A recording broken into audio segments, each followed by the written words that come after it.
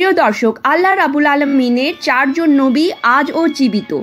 আল্লাহ মাটির জন্য একটি জিনিস হারাম করে দিয়েছেন, যে মাটি কখনো পয়গম্বরদের শরীর খেতে পারবে না।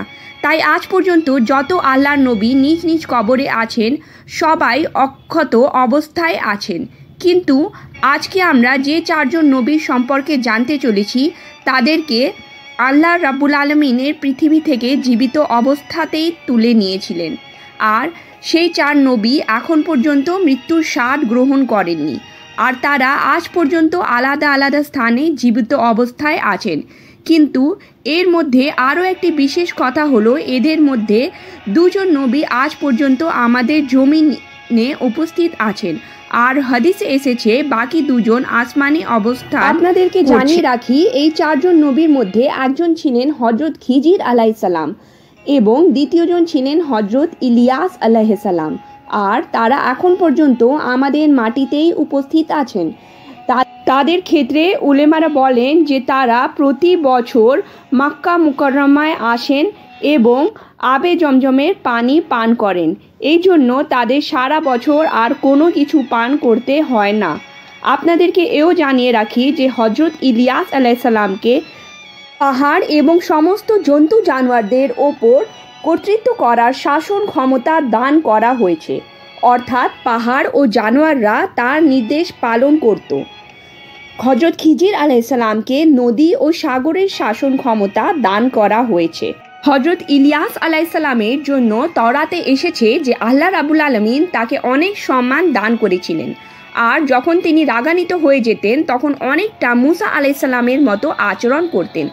ইসলামিক তালিমাতের কিতাবগুলোতে খুঁজে পাওয়া যায় যে হজরত ইলিয়াস আলাইহিসসালাম এবং হজরত খিজির আলাইহিসসালাম রমজানের সম্পূর্ণ মাস বাইতুল মুকাদ্দাসে থাকেন, আর প্রত্যেক বছর হজ করার জন্য মক্কায় আসেন। যারা এই বিষয়ে বিশেষ জ্ঞানী, তাদের কাছ থেকে বর্ণনা এসেছে যখন কিয়ামত সন্নিকটে চলে আসবে তখন আল্লাহ রাব্বুল আলামিনের হুকুমে তাদের ও জান কবজ করে নেওয়া হবে। কারণ আল্লাহর ওয়াদা সত্য, অবশ্যই কিয়ামতের আগে সকল মানুষকে মৃত্যুবরণ করতেই হবে। এক আল্লাহ ব্যতীত এছাড়া বাকি দুজন নবী আসমানে জীবিত অবস্থায় আছেন। এখন তারা হলেন হজরত ইদ্রিস আলাইহিসসালাম এবং হজরত ঈসা আলাইহিসসালাম। ইদ্রিস আলাইহিসসালাম হলেন প্রথম ব্যক্তি যিনি প্রথমবার কাপড় বুনেছিলেন এবং কাপড় সেলাই করেছিলেন। আগে মানুষ জীবজন্তুর চামড়া পরিধান করে থাকত। হজরত ইদ্রিস আলাম এই পৃথিবীতে সর্বপ্রথম কলম দ্বারা লেখাপড়া এবং বেয়ান দান করার পদ্ধতি শিখিয়েছিলেন।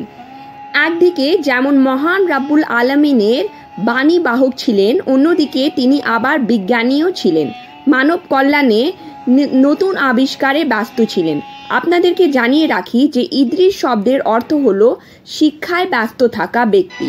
হজরত ইদ্রিস আলাইহিসসালামকে আল্লাহ রাব্বুল আলামিন জীবিত অবস্থায় আসমানে উঠিয়ে নিয়েছিলেন। হজরত ইদ্রিস আলাইহিসসালামের সম্পর্কে রেওয়াতে এসেছে, যেদিন তাকে ওঠানো হয়েছিল সেদিন থেকে আজ পর্যন্ত তিনি জীবিত অবস্থায় আছেন, আর তিনি জান্নাতে বসবাস করছেন। আর চতুর্থ জন হলেন ঈসা ইবনে মরিয়ম আলাইহিসসালাম। ঈসা আলাইহিসসালাম যখন লোকজনের কাছে আল্লাহ দ্বীনের দাওয়াত দিলেন, তখন তাদের মধ্যে কিছু মানুষ ঈসা আলাইহিসসালামকে কবুল করে নিয়েছিল, কিন্তু বেশিরভাগ মানুষ তার শত্রুতে পরিণত হয়ে যায়। আর তারা একটি পরিকল্পনা করেছিল যে কোনোভাবে তারা ঈসা আলাইহিসসালামকে শূলবিদ্ধ করে হত্যা করবে। কিন্তু যখন ঈসা আলাইহিসসালামকে শূল চড়ানোর সময় আসলো, তখন যে ব্যক্তি মূল চক্রান্তকারী ছিল, আল্লাহ রাব্বুল আলামিনের হুকুমে তার চেহারা ঈসা আলাইহিসসালামের মতো হয়ে যায়, আর লোকজন তাকে শূলবিদ্ধ করলো, আর আল্লাহর হুকুমে ঈসা আলাইহিসসালামকে আসমানে নিয়ে যাওয়া হলো।